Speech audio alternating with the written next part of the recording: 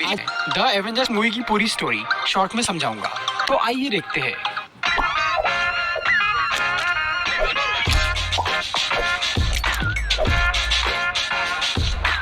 Video शुरू करने से पहले मैं आपको बताना चाहूंगा कि अगर आपने इस सीरीज की पिछली वीडियोस नहीं देखी है तो पहले वो वीडियो जरूर देखिए, फिर आपको इस फिल्म की स्टोरी अच्छी तरह समझ में आएंगी। इस मूवी की स्टोरी थॉर मूवी की बात की है।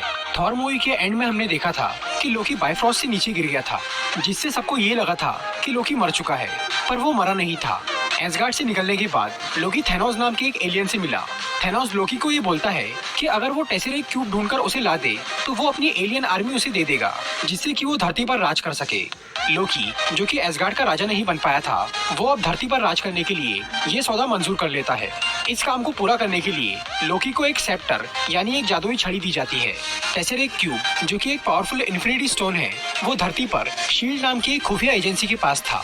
जब शील्ड के लोग डॉक्टर सेल्विक नाम के एक साइंटिस्ट को टेसेरेक्ट क्यूब पर रिसर्च करने के लिए बुलाते हैं, तब लोकी अपनी पावर से डॉक्टर सेल्विक के दिमाग पर काबू कर लेता है और वो डॉक्टर सेल्विक से टेसेरेक्ट क्यूब का इस्तेमाल करके एक ऐसा पोर्टल बनवाने लगाता है जिससे कि दूसरे ग्रह के लोग धरती पर आ सके। डॉक्टर सेल्विक शील्ड की फैसिलिटी में रहकर अनजाने में ही लोकी का काम करने लग जाते हैं, और जब वो काम पूरा हो जाता है तब टेसेरेक्ट क्यूब से अजीब सा रेडिएशन निकलना शुरू होता है। शील्ड के डायरेक्टर निक फ्यूरी को जब इसका पता चलता है तो वो इस मामले की जांच करने के लिए आते हैं।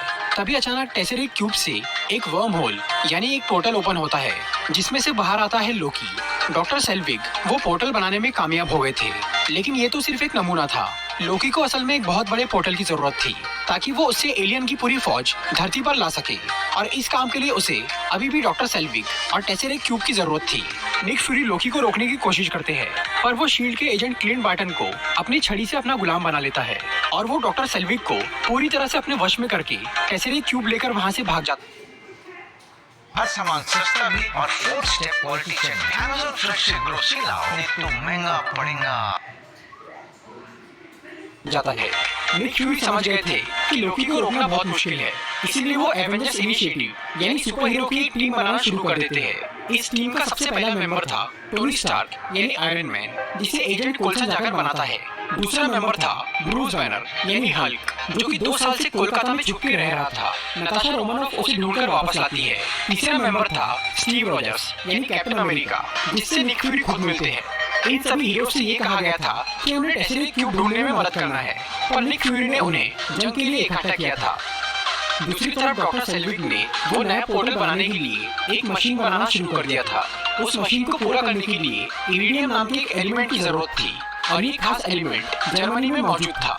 एजेंट क्लिंट बार्टन, जो कि अब लोकी के काबू में था, वो इरिडियम चुराने के लिए जर्मनी जाता है और कोई उसे रोक ना पाए, इसलिए लोकी सबका ध्यान भटकाने के लिए वहाँ पर थोड़ा तमाशा करता है। तभी वहाँ कैप्टन अमेरिका और आयरन मैन आते हैं और वो लोकी को पकड़ लेते हैं। वो लोग जब लोकी को एक प्लेन में बैठाकर शील्ड के पास ले जाते रहते हैं, तब वहाँ पर आता है लोकी का भाई थॉर।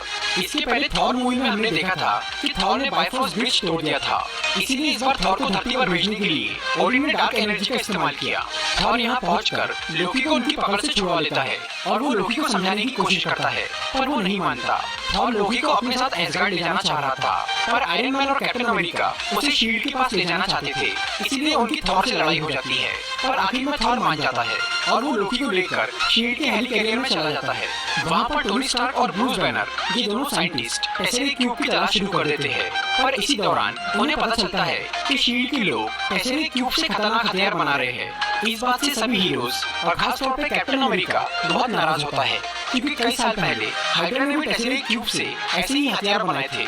शील्ड की इस हथियार वाली बात को जानकर सभी हीरोज आपस में ही बहस करने लगते हैं। ये देखकर लोकी बहुत खुश हो रहा था, और कमाल की बात तो ये थी कि लोकी जानबूझकर शील्ड की पकड़ में आया था, क्योंकि वो एवेंजर्स की टीम को तोड़ना चाहता था, ताकि जब उसकी फौज धरती पर आए तो उन्हें रोकने वाला कोई न हो।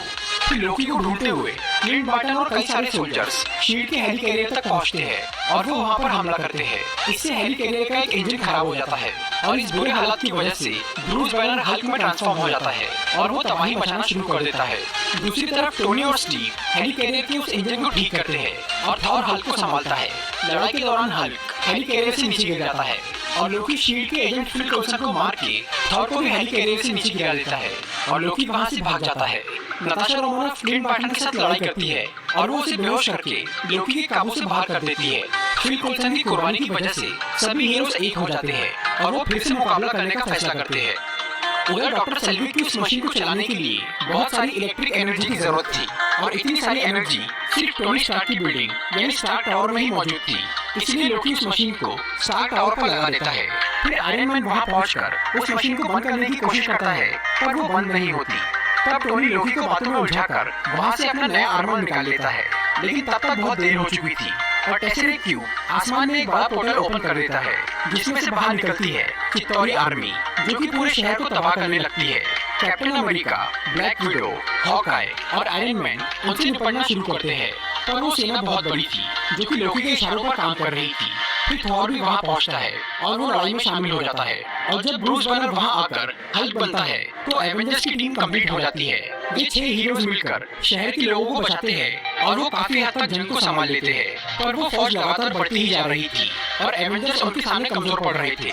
इसीलिए वर्ल्ड सिक्योरिटी काउंसिल के लोग न्यूयॉर्क शहर पर न्यूक्लियर बॉम्ब से हमला करते हैं ताकि वो एलियन आर्मी खत्म हो जाए, पर उससे पूरा शहर भी तबाह हो सकता था। इसीलिए आयरन मैन उस बॉम्ब को पकड़ के सीधे उस पोर्टल के अंदर लेकर जाता है जिससे पूरी चित्तौरी आर्मी मारी जाती है और शहर बच जाता है। इसके बाद डॉक्टर सेल्विक जिनके दिमाग पर से अब लोकी का कंट्रोल हट चुका था वो ब्लैक विडो को बताते हैं कि लोकी के सेप्टर से उस पोर्टल को बंद किया जा सकता है। फिर ब्लैक विडो उस पोर्टल को बंद करती है लेकिन आयरन मैन अभी भी पोर्टल के अंदर ही था और उसके सूट का पावर भी खत्म हो गया था।